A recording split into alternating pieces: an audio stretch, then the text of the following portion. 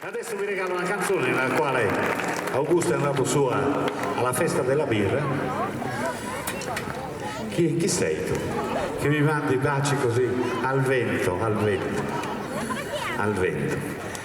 E dicevo che è andato su a Monaco a fare un giro e ha trovato questa persona, gli è venuto un flash guardando questa persona che gli sembrava Hitler, e gli è venuto un lapsus mentale, ha scritto questa canzone qua fra suo padre e questa persona che era molto brutale al suo tempo, l'uomo di Monaco.